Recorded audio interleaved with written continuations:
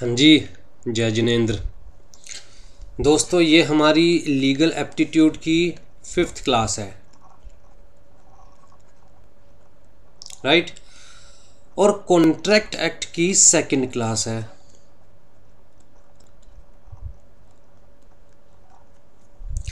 First class में हम लोगों ने देखा था कि कॉन्ट्रैक्ट एक्ट कब से एप्लीकेबल हुआ था, कहाँ पर एप्लीकेबल है।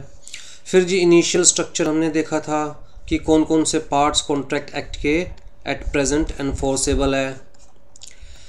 फिर जी हम लोगों ने प्रोमिस की डेफिनेशन देखी थी, एग्रीमेंट की, कॉन्ट्रैक्ट की।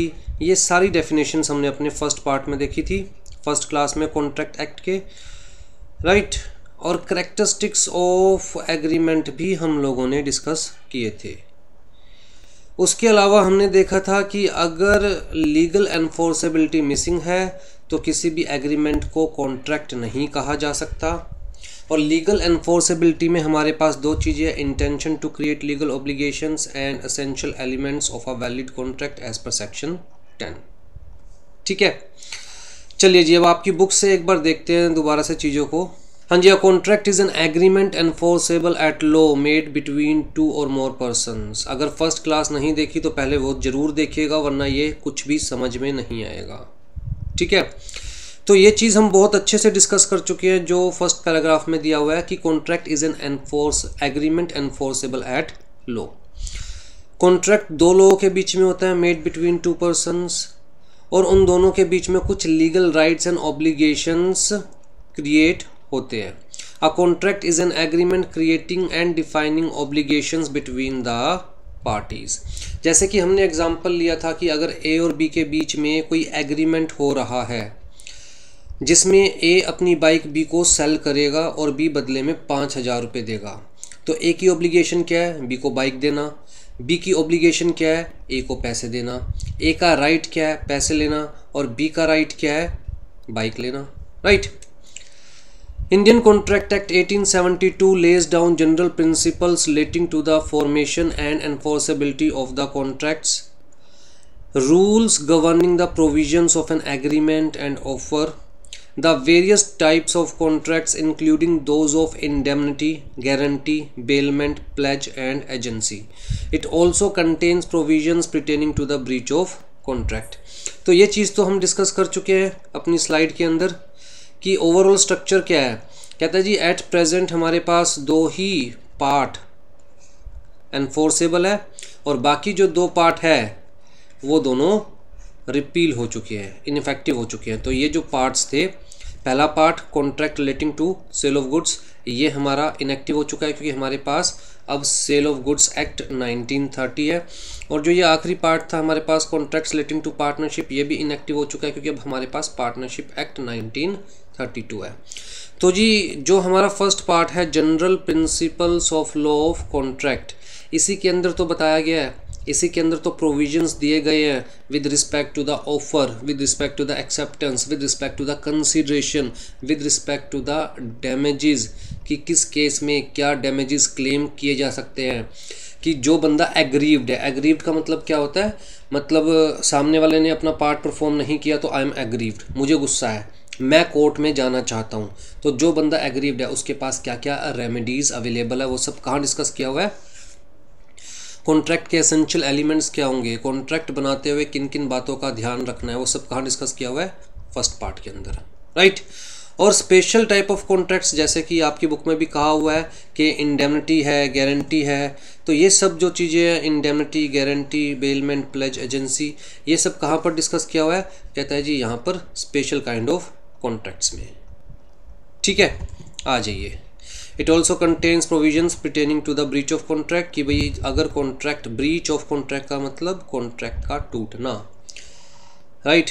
मतलब सामने वाले ने कॉन्ट्रैक्ट में छेद कर दिया है, सामने वाले ने अपना पार्ट फुलफिल नहीं किया है, तो उस केस के अंदर जो एग्रीव्ड पर्सन है तो उसको, उसके पास क्या रेमेडी अवेलेबल है, किस किस डैमेजेस के लिए वो कोर्ट में जा सकता है, और सामने वाले के ऊपर क्या क्या लाइबिलिटीज़ होगी।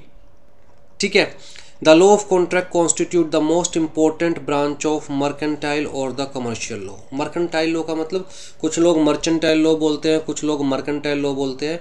देखिए mercantile means related to merchandise, sale, purchase, तो कमर्शियल लॉ भी कहते हैं इसे, मर्केंटाइल लॉ भी कहते हैं, मर्चेंटाइल कह लीजिए, मर्केंटाइल कह लीजिए, राइट। तो ये एक एमसीक्यू है हमारे पास, ये एक एमसीक्यू है कि which law constitute the most important part of commercial law और मर्केंटाइल लॉ, या इसको ऐसे पूछा जा सकता है डैश इज द बेबी या ब्रांच ऑफ मर्केंटाइल और कमर्शियल लॉ। तो जी मर्केंटाइल लॉज तो बहुत सारे हमारे पास, कॉन्ट्रैक्ट एक्ट है, सेल ऑफ गुड्स एक्ट है हमारे पास, पार्टनरशिप एक्ट है, ये सब क्या है, मर्केंटाइल एक्ट। इसी तरह कमर्शियल लॉज भी हमारे पास, इनको हम कमर्शियल लॉज भी कहते हैं, right.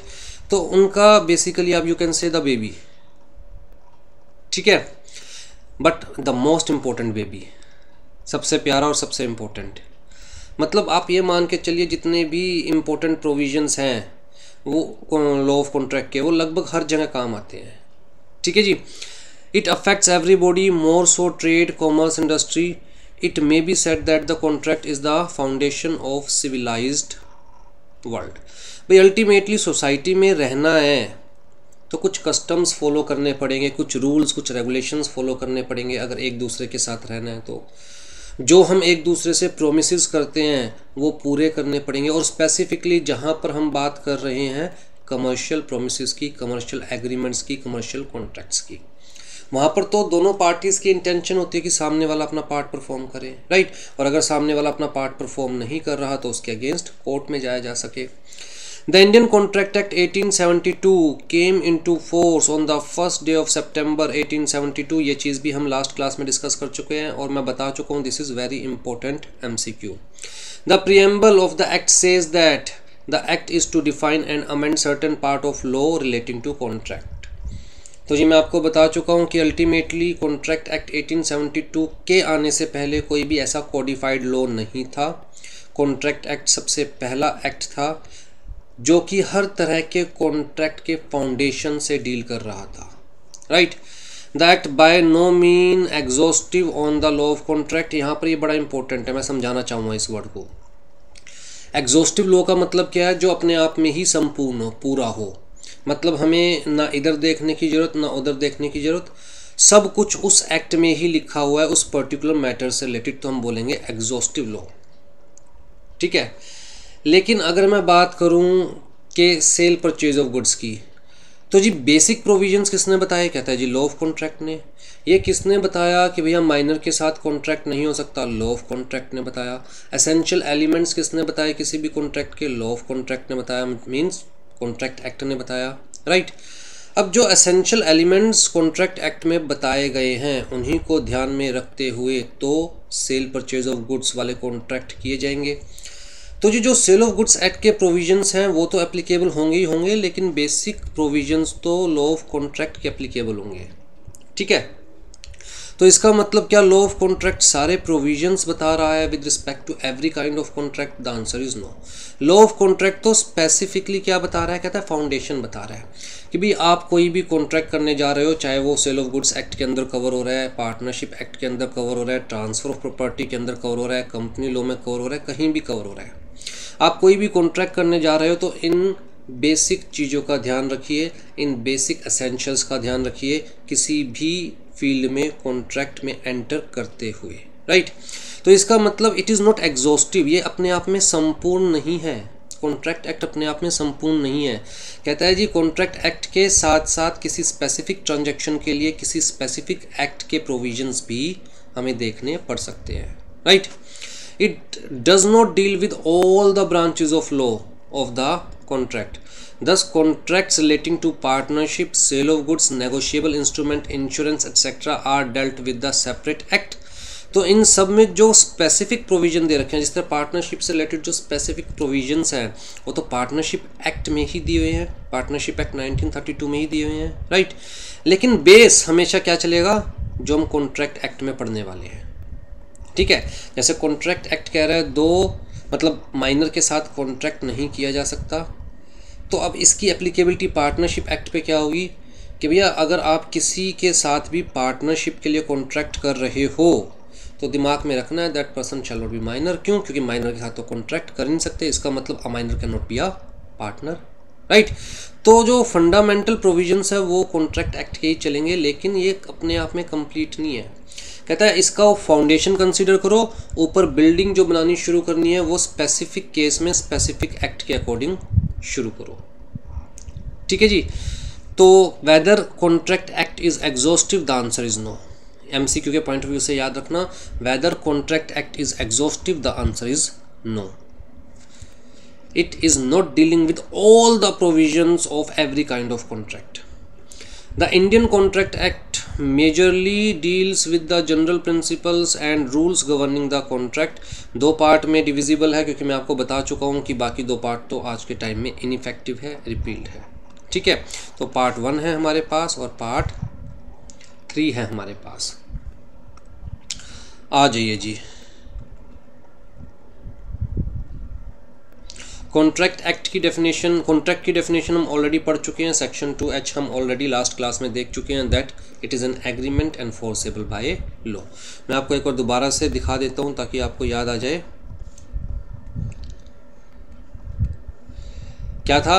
N agreement enforceable by law, और एनफोर्सेबिलिटी का मतलब क्या है? कहता है एग्रीमेंट के साथ साथ legal enforceability which means intention to create legal rights and obligations enforceable in the eyes of law. देखिए ये चीज़ें मैं बहुत डीप में प्रीवियस क्लासेस में समझा चुका हूँ, मैं दोबारा नहीं समझाऊंगा, अदरवाइज आप ही का टाइम वेस्ट होगा।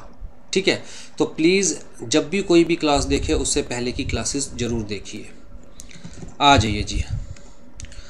This definition indicates that a contract essentially consist of 2 distinct parts. सबसे पहली चीज़, there must be an agreement, and secondly such an agreement must be enforceable by law. To be enforceable an agreement must be coupled with an obligation, and such obligation shall be legal obligation, right. तो यहाँ पर दिया हुआ है agreement plus obligation, but basically it is agreement plus legal enforceability. ठीक, लेकिन MCQ के point of view से याद रखिएगा, आपकी बुक में ये दिया हुआ है। एग्रीमेंट क्या है हमारे पास? कहता है जी हम पढ़ चुके हैं एग्रीमेंट को भी, सेक्शन 2E में बताया हुआ है that every promise and every set of promises forming consideration for each other is an agreement. ठीक, तो ये सेक्शन 2H एमसीक्यू के पॉइंट ऑफ व्यू से इंपॉर्टेंट है कि कॉन्ट्रैक्ट की डेफिनेशन कौन से सेक्शन में दी हुई है। सेक्शन 2E एमसीक्यू के पॉइंट ऑफ व्यू से इंपॉर्टेंट है कि एग्रीमेंट की डेफिनेशन कौन से सेक्शन में दी हुई है।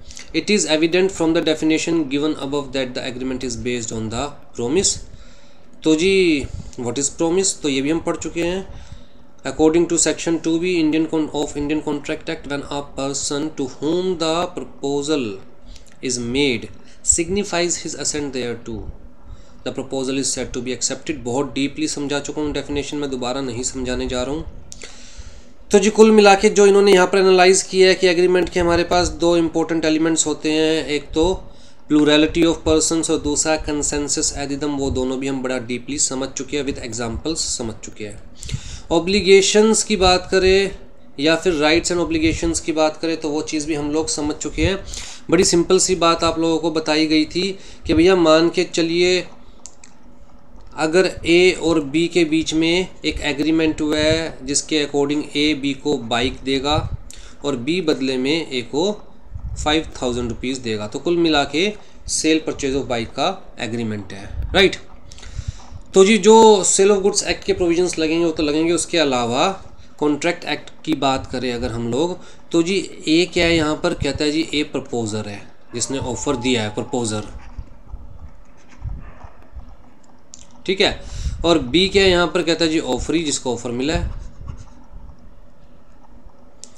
अब जी A की क्या ऑब्लिगेशन है? जब ये चीज़ फाइनल हो गया, जब चीज़ फाइनल हो गया तो जी A की क्या ऑब्लिगेशन है कि A B को बाइक हैंड ओवर करे, A की लीगल ऑब्लिगेशन, ठीक है। अगर मैं इसे लिखूं तो लीगल ऑब्लिगेशन ऑफ A क्या है? To hand over bike to B। अच्छा, लीगल ऑब्लिगेशन ऑफ B क्या है? टू पे ₹5000 टू A, राइट। तो दोनों की ऑब्लिगेशंस है। कहता है जी ए का लीगल राइट क्या है,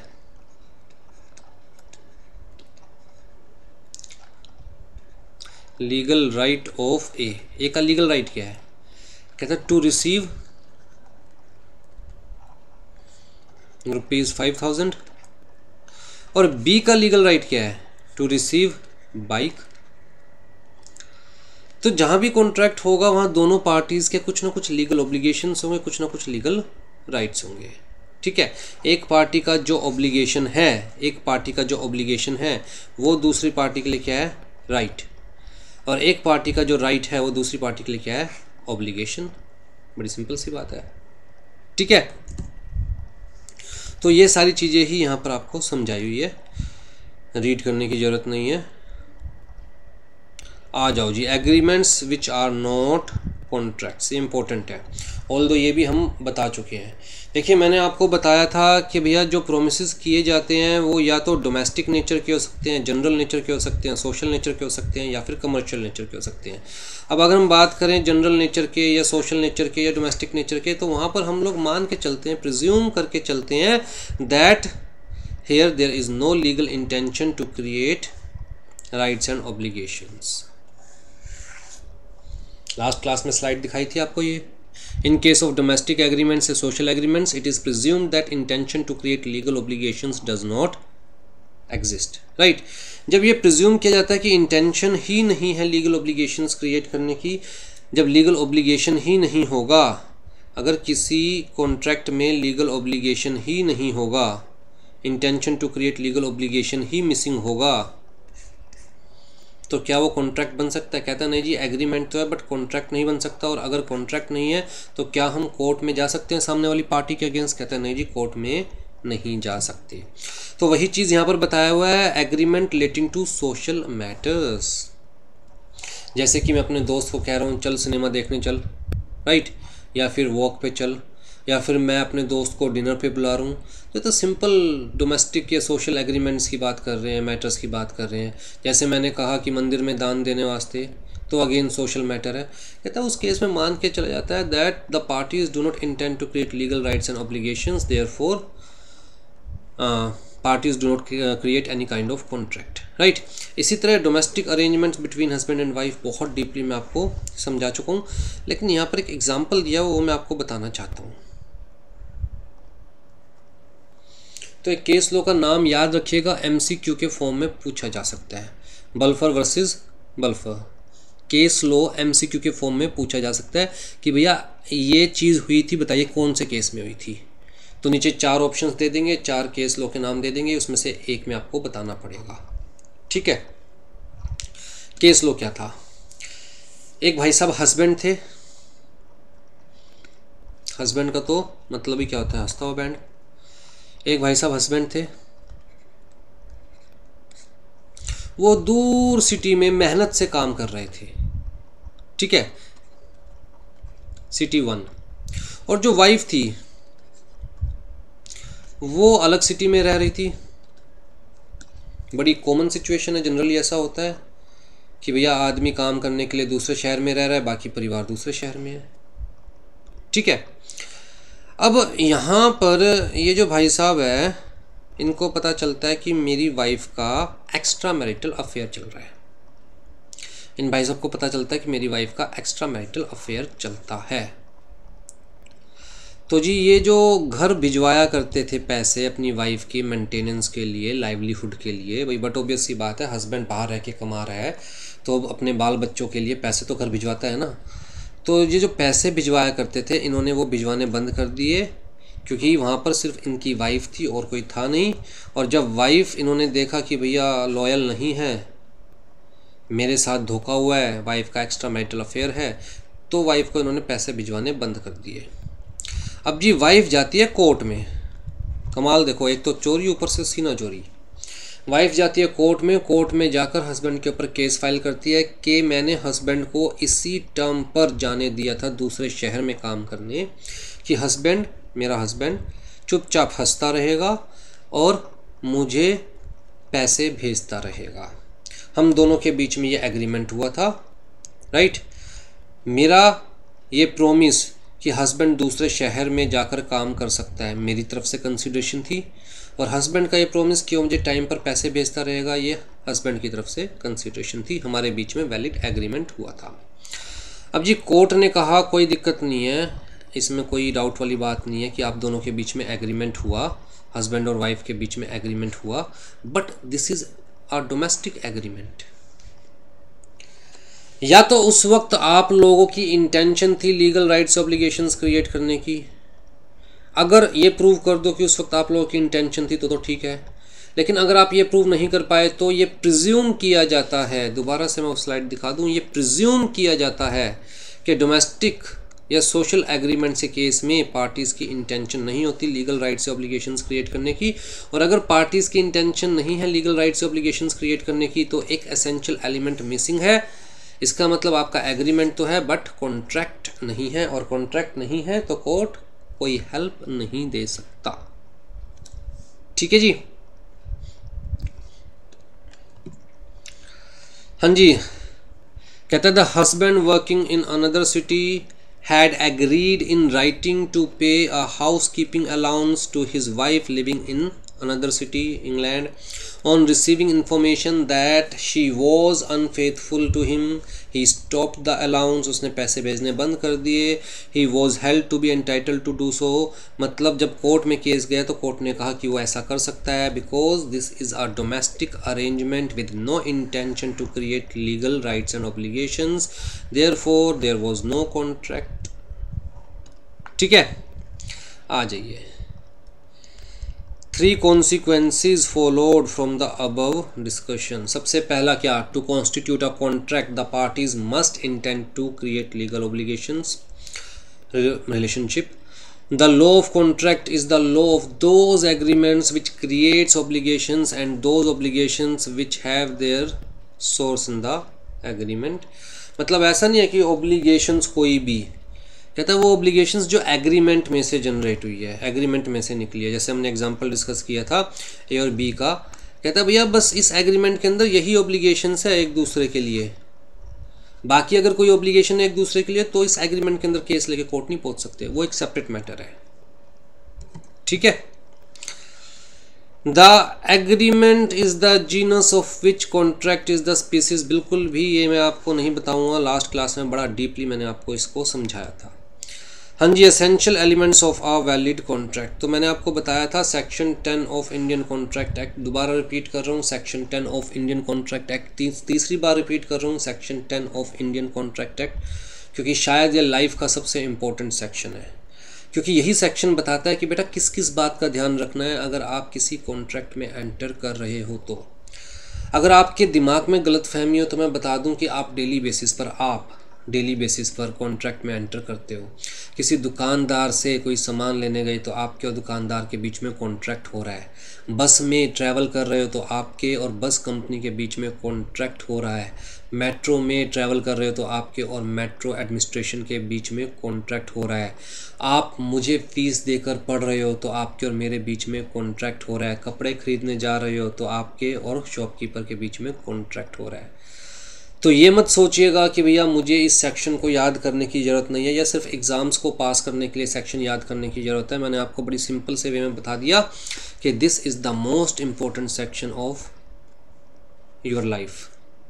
याद रखिएगा कि अगर किसी से भी कॉन्ट्रैक्ट में एंटर कर रहे हो तो इस सेक्शन ने जो बात कही है वो दिमाग में बिठाकर कॉन्ट्रैक्ट में एंटर करिएगा, वरना आपके पास कोई लीगल राइट्स नहीं होंगे कोर्ट को अप्रोच करने के लिए। ठीक है, तो जी सेक्शन 10 क्या कहता है, सबसे पहली चीज़ सेक्शन 10 क्या कहता है, essential elements of a valid contract. तो ये सेक्शन 10 क्या कह रहा है, all agreements are contracts if they are made by the free consent of the parties competent to contract. सबसे पहली चीज़ क्या है,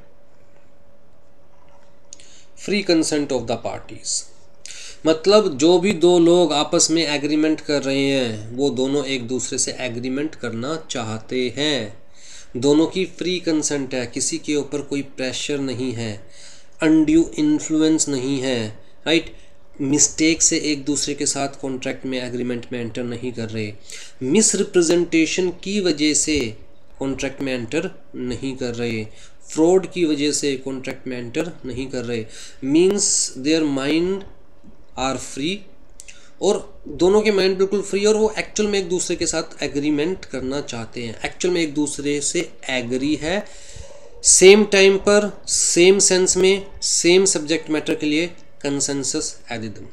ठीक। फिर दूसरी बात, जो लोग कॉन्ट्रैक्ट कर रहे हैं they are actually competent to enter into a contract. Competent कौन है, कहता जी आगे बताया हुआ है, लेकिन माइनर नहीं होना चाहिए। देखिए कंपिटेंट कौन होगा कॉन्ट्रैक्ट में एंटर करने के लिए, जो एग्रीमेंट क्रिएट कर सकता है। एग्रीमेंट कौन क्रिएट कर सकता है, अरे जिसे पता हो बात सुनने के बाद कि वो इस चीज़ पर एग्री कर रहा है या नहीं कर रहा है। एग्रीमेंट क्रिएट करने के लिए माइंड चाहिए। ठीक है। अगर मैं माइनर की बात करूं तो लो मान के चलता है कि बेचारा अभी नादान है, अपने अच्छे बुरे का पता ही नहीं, तो अगर किसी एग्रीमेंट में माइनर एंटर कर रहा है तो लो मान के चलेगा भैया इसे पता ही नहीं था कि ये मेरे लिए अच्छा है बुरा है, तो ये इस चीज़ को जज ही नहीं कर सकता, minor is not competent, right. तो भैया उसके साथ अगर किसी एग्रीमेंट में एंटर कर रहे हो तो that is void, that is void. एक न्यू वर्ड यूज़ करूँ, वॉइड आगे समझाऊंगा होता क्या है। ठीक। इसी तरह अगर आप किसी भी अनसाउंड माइंड वाले पर्सन के साथ एग्रीमेंट में एंटर कर रहे हो तो लोग क्या मान के चलेगा, अरे जिसका दिमाग ही काम नहीं कर रहा वो क्या तो एग्री करेगा। कंसेंसस एडिदम का क्या मतलब है, सोच कर समझ कर काम कर, राइट। जिसका दिमाग ही काम नहीं कर रहा वो सोच कर समझ कर काम कैसे करेगा, और अगर वो सोच या समझ नहीं सकता तो वो एग्रीमेंट में एंटर कैसे करेगा। तो मतलब person shall be competent to enter into the contract, कुल मिला के उसका दिमाग काम करना चाहिए। और दूसरी चीज़, लॉ ने उसे मना नहीं कर रखा कॉन्ट्रैक्ट में एंटर करने से। ठीक। फिर तीसरी चीज़, for a lawful consideration, consideration is must. ये चीज़ समझाई थी ना लास्ट क्लास में कि अगर प्रोमिस में कंसिडरेशन का तड़का लगा दो तभी वो एग्रीमेंट बनता है। हम किसी के साथ प्रोमिस करते हैं लव में, अफेक्शन में, रिस्पेक्ट में, लेकिन एग्रीमेंट कब बनता है, वो जब सौदा हो। और सौदा कब होगा, जब सामने वाले से हम लोग कुछ इन कंसिडरेशन डिमांड करेंगे, भाई मैं तुझे ये दे रहा हूँ तो बदले में मुझे ये चाहिए। तो दोनों लोग एक दूसरे को इन कंसिडरेशन में कुछ देंगे तभी वो सौदा बनेगा, और सौदा का मतलब ही एग्रीमेंट होता है, राइट। तो there must be a lawful consideration. अगर कंसिडरेशन नहीं है तो कॉन्ट्रैक्ट नहीं है, बल्कि एग्रीमेंट ही नहीं है। जैसे किसी मंदिर में जाता हूँ मैं, सब लोग कुछ ना कुछ कह रहे थे कि भाई मैं 1000 रुपये दान दूंगा, मैं 2000 रुपये दान दूंगा, मैं कैसे पीछे रहता। मैंने भी चौड़ा होकर कहा मैं 1 लाख रुपये दान दूंगा। ठीक है। अब जी जब मैं घर पहुंचा उससे पहले तो पंडित जी घर पर, लाओ जी 1 लाख रुपये, आपने मंदिर में सबके सामने, पूरे समाज के सामने खड़ा होकर कहा मैं दान दूंगा 1 लाख रुपये। मैंने कहा मेरे पास तो नहीं है, वो तो मैंने वैसे ही बोल दिया था वहाँ पर। पंडित जी कोर्ट में पहुँच गए कि जी मेरे पास गवाह है। कम से कम 100 लोग वहाँ खड़े थे जब अनुराग जी ने कहा कि मैं 1 लाख रुपये का दान दूंगा। अब ये अपनी बात से मुकर रहे हैं। तो भैया कोर्ट ने कहा ये तो ठीक है, अनुराग जी ने कहा 1 लाख रुपए का दान दूंगा, पर बदले में अनुराग जी को क्या दोगे तुम। It shall not B one sided. अगर वन साइडेड है तो प्रोमिस है, राइट, एग्रीमेंट नहीं है। बदले में क्या मिलेगा।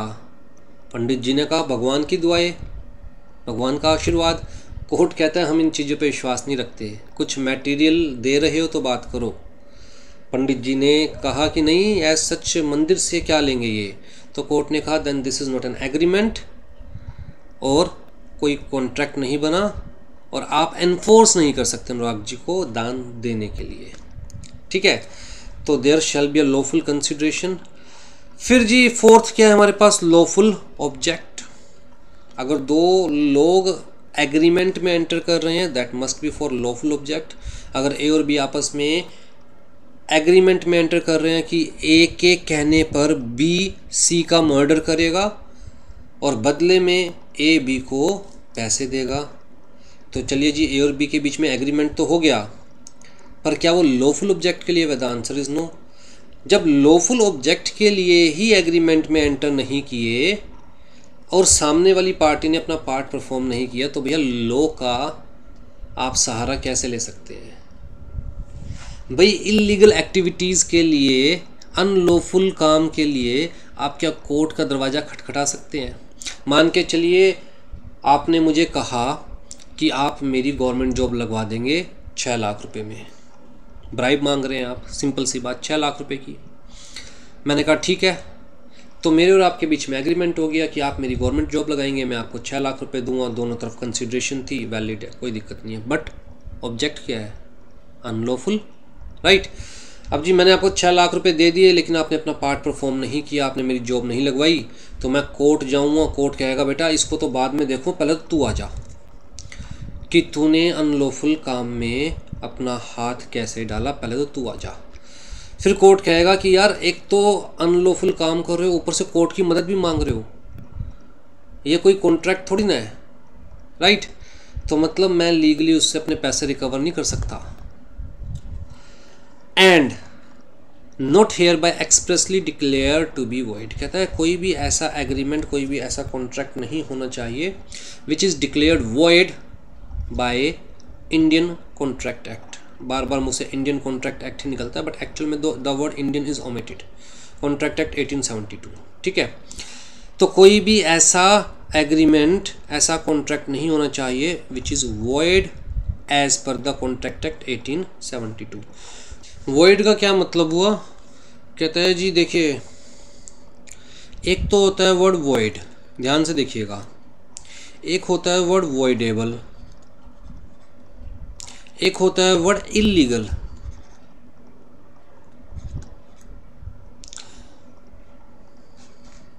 अच्छा, एक होता है वर्ड हमारे पास अनलॉफुल। अब इन चारों में डिफरेंस क्या है? वॉइड का मतलब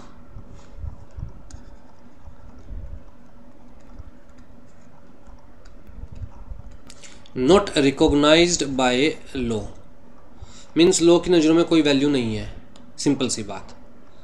कहता है ऑल दो नॉट इलीगल, ऑल दो नॉट इलीगल, बेशक इलीगल नहीं है, बट लॉ की नज़रों में कोई रिकॉग्नाइजेशन नहीं है, लॉ नहीं मानता, तो हम बोलेंगे वॉइड, ठीक है। इसका एग्जाम्पल बड़ा सिंपल सा, ए और बी के बीच में एक कॉन्ट्रैक्ट होता है, बी क्या है? माइनर। लॉ ने कहा कि आप माइनर के साथ कॉन्ट्रैक्ट कर ही नहीं सकते क्योंकि बेचारा not competent to enter into the contract है।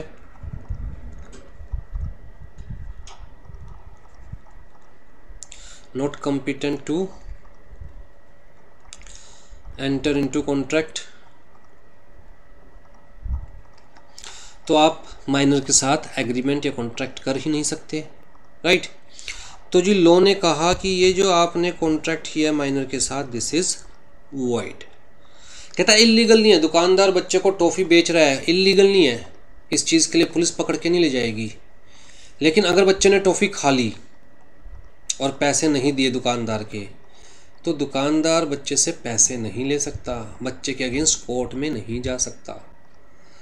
तो जो चीज़ इलीगल नहीं है लेकिन साथ साथ लॉ की नज़रों में कोई वैलिडिटी भी नहीं है, तो उसको हम क्या बोलेंगे? Void.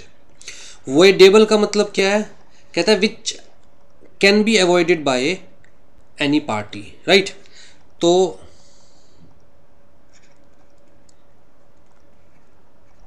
Avoidable by any party, that is voidable. Example बड़े ध्यान से सुनिएगा। एक थे मिस्टर ए, शरीफ इंसान, एक थे मिस्टर बी, बदमाश प्रॉपर्टी डीलर, ठीक है। बदमाशी कर कर गन पॉइंट पर मिस्टर ए से मिस्टर ए की प्रॉपर्टी के पेपर पर साइन करवा लिया और मिस्टर ए की प्रॉपर्टी अपने नाम पर ट्रांसफ़र करवा ली, ठीक है। बिल्कुल मेन रोड पर घर था मिस्टर ए का, ये घर था मिस्टर ए का मेन रोड पर, बहुत बढ़िया कीमत थी, लेट से 1 करोड़ रुपए का घर था। लेकिन सिर्फ 25 लाख रुपए में गन पॉइंट पर मिस्टर ए की प्रॉपर्टी मिस्टर बी ने अपने नाम पर करवा ली। ठीक, अब जी यहाँ पर क्या मिस्टर ए की फ्री कंसेंट है? अब मैं दोबारा एक बार आपकी बुक दिखा दूं। सेक्शन 10 क्या कह रहा है? Free consent of the parties. तो क्या यहाँ हम मिस्टर ए की फ्री कंसेंट है? द आंसर इज नो।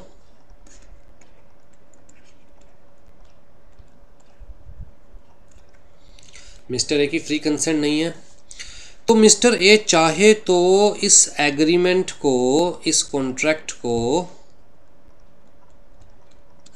अवॉइड कर सकते हैं। मिस्टर ए चाहे तो इसे अवॉइड कर सकते हैं, जिसके लिए मिस्टर ए को टाइमली पुलिस स्टेशन जाना पड़ेगा, पुलिस की हेल्प लेनी पड़ेगी टाइमली। ठीक है, अब बेचारे पुलिस स्टेशन तो गए नहीं थे, सदमा लग गया था। 1 करोड़ का घर 25 लाख में मिस्टर बी के नाम हो गया। सारी रात सदमे में बैठे रहे। अगले दिन जैसे ही पुलिस स्टेशन जाने के लिए निकले तो पड़ोसी ने कहा कि भाई साहब बेड़ा गर्क हो गया। मिस्टर ए बोले क्या बात? पड़ोसी ने कहा देखिए अखबार में न्यूज़ निकली है कि गवर्नमेंट ये रोड के साथ वाली सारी जगह एक्वायर कर रही है रोड चौड़ी करने के लिए, और ये जो एक घर है इसकी सिर्फ 10 लाख रुपए कंपनसेशन दे रही है गवर्नमेंट। तो 1 करोड़ के घर के 10 लाख रुपए मिलेंगे सिर्फ। अब जी मिस्टर ए के चेहरे पर हंसी। अब मिस्टर ए के चेहरे पर हंसी क्यों? क्योंकि कल ही कितने में गया है? 25 लाख में, और गवर्नमेंट अब कितना दे रही है? सिर्फ 10 लाख। अब मिस्टर बी चाहे भी तो भी अवॉइड नहीं कर सकते इसको, क्योंकि मिस्टर बी की क्या थी? Free consent. मिस्टर बी की तो फ्री कंसेंट थी ना। फ्री कंसेंट किसकी नहीं थी? मिस्टर ए की फ्री कंसेंट नहीं थी। इनको डराकर धमकाकर अपने नाम पर 25 लाख में ट्रांसफ़र करवाया था मिस्टर बी ने। तो कहता है मिस्टर ए चाहे तो अवॉइड कर सकते थे, पुलिस स्टेशन जाते, रिपोर्ट लिखवाते और कोर्ट में प्रूव हो जाता कि भैया हाँ ये डराकर धमकाकर लिया गया है। लेकिन अब मिस्टर बी चाहकर भी इस कॉन्ट्रैक्ट को अवॉइड नहीं कर सकते। तो ये क्या है? कहता है जी voidable. Voidable at the option of mister A. मैं वर्ड पूरा लिख रहा हूँ, voidable at the option of mister A.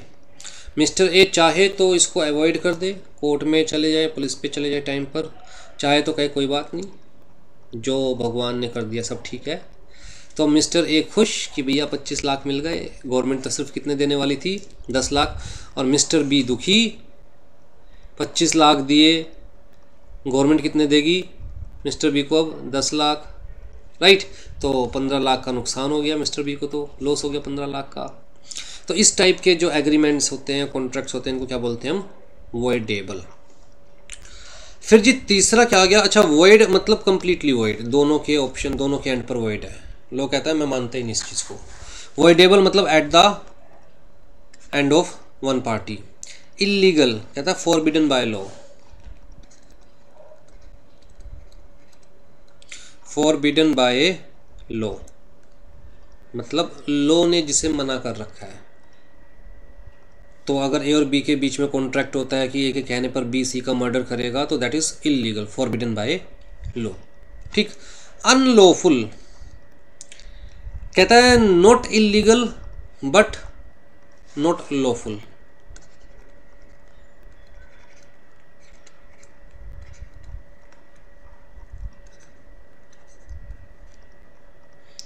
Not illegal but not lawful. तो कुछ सर्कमस्टांसिस में ये क्या बन सकता है? इलीगल। ठीक है। तो फॉर द टाइमिंग जो सबसे इंपॉर्टेंट 3 डेफिनेशंस अपने दिमाग में रखिए। अनलॉफुल आगे जाके देखेंगे। ठीक। तो आपकी बुक में क्या वर्ड यूज़ किया कि भैया it shall not be declared as void by contract act. तो कोई भी कॉन्ट्रैक्ट को अगर लॉ में ही लिख दिया कि वॉइड है, लॉ की नज़र में कोई एग्जिस्टेंस नहीं है, तो फिर आप ऐसा कॉन्ट्रैक्ट नहीं कर सकते। ठीक है जी, आ जाइए। तो अकॉर्डिंग टू सेक्शन 10 क्या क्या वैलिड एसेंशियल एलिमेंट्स हमारे पास है किसी भी कॉन्ट्रैक्ट के। सबसे पहला तो वैलिड ऑफर, या जिसे हम कह सकते हैं प्रपोजल। ठीक है, अब ऑफर भी वैलिड या इनवैलिड होता है? जी हाँ, ऑफर के भी एसेंशियल एलिमेंट्स हैं। ठीक है, तो ये हमें पढ़ना है। फिर जी ऑफर होगी तो एक्सेप्टेंस भी चाहिए। Offer plus acceptance is equal to promise होता है, तो वैलिड एक्सेप्टेंस, इसके भी हमें एसेंशियल एलिमेंट्स पढ़ने हैं। फिर जी intention to create legal rights and obligations, ये हम लोग डिस्कस कर ही चुके हैं, इसके बिना तो कॉन्ट्रैक्ट पॉसिबल ही नहीं है। फिर लॉफुल कंसिडरेशन, जैसे सेक्शन 10 ने कहा कि भैया there must be a lawful consideration, और कंसिडरेशन भी लॉफुल होनी चाहिए, right, shall not be forbidden by law. फिर जी legal competency of the parties, party shall be competent to enter into the contract. फिर genuine and free consent between the parties, उसके अलावा lawful object होना चाहिए and not oppose to public policy.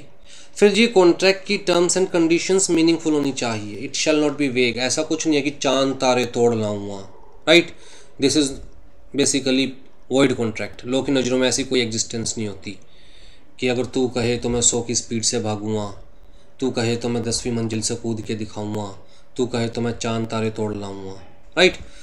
तो ऐसे वेग, मतलब वेग का मतलब मीनिंगलेस टर्म्स एंड कंडीशंस नहीं होनी चाहिए। और पॉसिबल परफॉर्मेंस, ऐसा होना चाहिए जिसकी परफॉर्मेंस पॉसिबल है।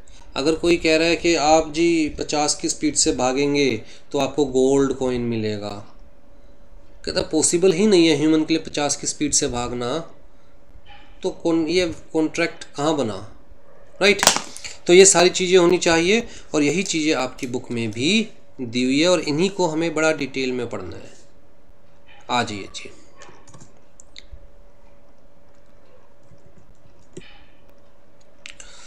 हाँ जी, एन ऑफर और proposal by party, one party and acceptance. अच्छा, ये सारी चीज़ें मैं आपको पढ़ के सुना चुका हूँ, तो दोबारा नहीं पढ़ते। आ जाइए जी, तो हमें स्टार्ट करना है ऑफर और प्रपोजल एंड एक्सेप्टेंस से। ठीक है, तो नेक्स्ट क्लास में we will start with the essential elements of proposal and acceptance. चलिए, टेक केयर।